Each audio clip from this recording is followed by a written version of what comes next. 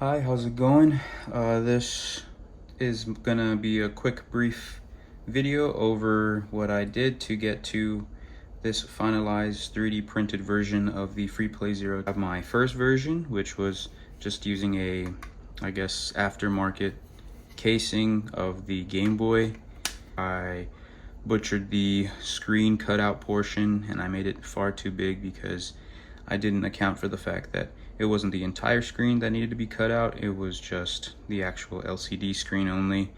But other than that, I guess the rest of the system fit in here well. And moving on, we had my version 2.0, which was my more finalized and better version. I had to acquire a glass screen instead of the standard plastic screen. Everything functioned properly. I didn't have to do much editing to the shell itself in terms of its original housing, except for, of course, adding the additional 2 buttons. But the very same weekend that I had completed this project, the YouTube channel Jive-In Hip Cat had actually released the Fusion 360 files of the work that had been done to get the machined aluminum shell together, as well as a 3D printable version. I took it upon myself to go ahead and create my own version of it as well, my own iteration, using his work obviously. And in doing so, I ended up with this finalized product. I'm gonna just explain a little bit more into what work had to be done to get this to be where it's at now. So here we have the first iteration, which was the 3D file. It looks great. The only thing is right here, this little beam that's meant to hold the 3D printable shoulder buttons actually popped off because of the tolerance of which I printed it. I printed it a little bit too thick, so once I, squeezed it in, I went ahead and I popped this portion off, and that's why it's a little bit loose, as you can tell, very loose. So I had already broken it in the process of getting it to work.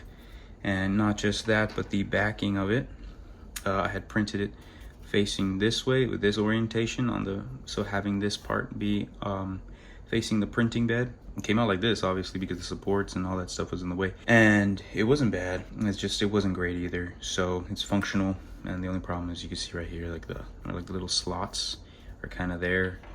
They're barely hanging on by a thread. And then I decided to print it this way, which gave it a cool look. Of course, this got omitted by the supports, and the biggest problem was that the internal part right here, where it's supposed to have this little housing for the shoulder buttons. So instead, I went ahead and I looked into using the machined aluminum version because obviously that worked. So here it is. This is the backing of the machined aluminum version, which is in the Fusion 360 file that he sent out, and I tried printing this out. It went well.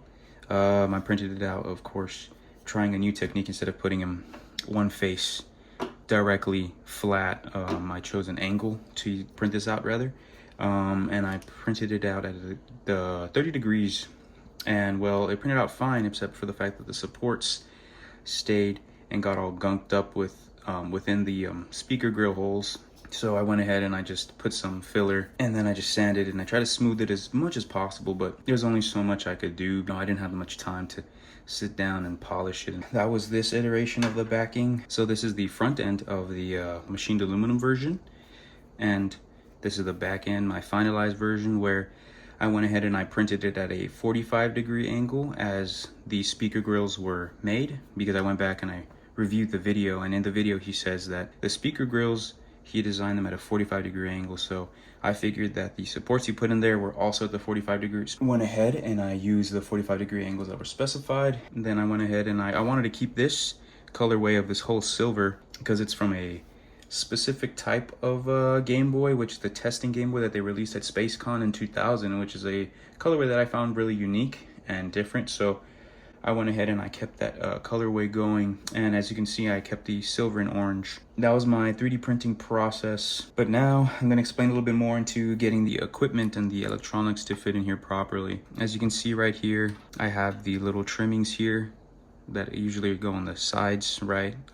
I have these 2 extras because I had to buy 2 kits for all these buttons. What I had to do is I had to go ahead and cut up these portions right here a little bit, trim them so that way they would fit appropriately within the trimmings of the machined aluminum shell, because if you see right here how it's a little bit thinner than it is down here. So I had to go ahead and trim it so that way it would fit, and I did so using the two identical flat pieces that were not intended for the lanyard, being that there was not enough room to fit the speakers and everything else of the electronic components within that, using the lanyard pieces. And also being that the layout of the buttons is now essentially true, instead of it looking, you know, kind of off a little bit. So I had to go and solder on the buttons that were intended to make it fit just like this. And in doing so, I had to use the stock OEM buttons to match, well, of course, the theme, which was the orange. And unfortunately, they were too tall, and this little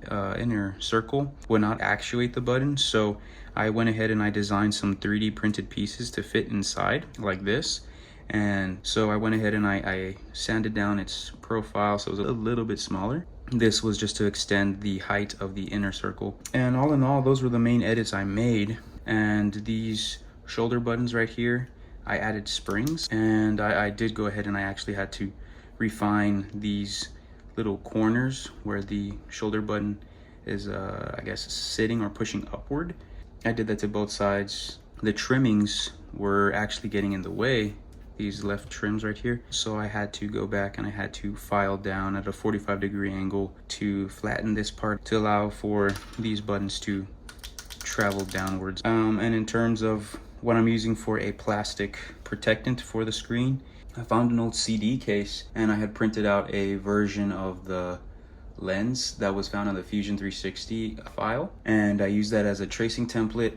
And I then went ahead and I traced it out, and then I cut it out with a Dremel by hand. After having dremeled out the portion, I sanded the plastic piece into shape, and I was very meticulously just going, you know, probably nanometer by nanometer, sanding bit by bit to make sure that it would fit. As far as this black trim, I used a piece of vinyl. I had a friend help me out. She let me borrow her Cricut, and I just cut out this little thin strip of vinyl and I pasted it onto the plastic itself. On top of it, you can see how there's a little bit of a blemish there. It's a thin plastic screen protector they use for like old LCDs. I borrowed the Cricut again, and we cut out just the inner square, and I applied it. So now I'll go ahead and just demonstrate that, hey, it kind of works.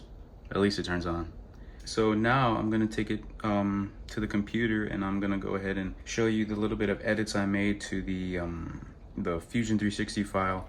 I didn't take note of it earlier, but these screws are actually the OEM screws that were included with the Game Boy kit. So now I'm gonna just go ahead and just show you what I did in Fusion 360, the small minor edits I did. So here we have the Fusion 360 file of the metal 3D render of what Jive and Hipcat did for the aluminum shell. Essentially, I'm just trying to reorient the view so that way you could see more appropriately what the file entails. And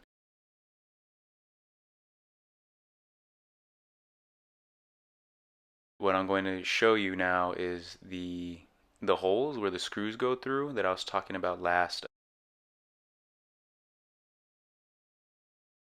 You can see here that I inspected, and you can see that the diameter is still 2.2 millimeters, which is a little bit too large of a dimension for the screws that I was using. So, and then I'm going to go ahead and I'm going to show you the diameter of these holes, which is a 3.3 millimeter diameter, which is far too big for the OEM Game Boy Advance screws.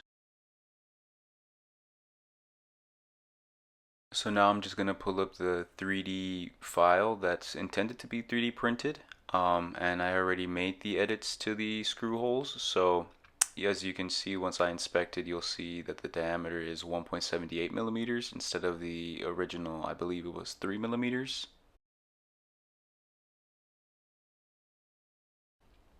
So now I just pulled up the back end of the casing that's meant to be 3D printed. I'm just giving a brief view of what it looks like, and now I'm going to go ahead and inspect the hole, and it should show that it's already been edited to the appropriate 1.78 millimeters as I had specified prior.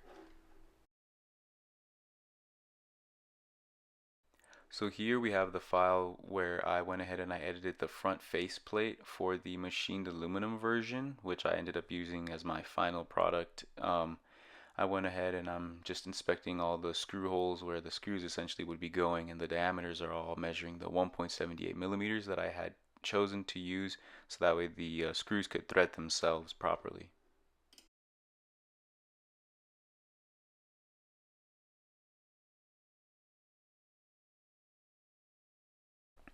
So now what we have here is the separate file that I created for the backing of the 3D print, the machined aluminum version of my 3D print. And you'll see that I go ahead and I just exemplify that I'm still using the 1.78 millimeters, which is completely different from the original 3 millimeters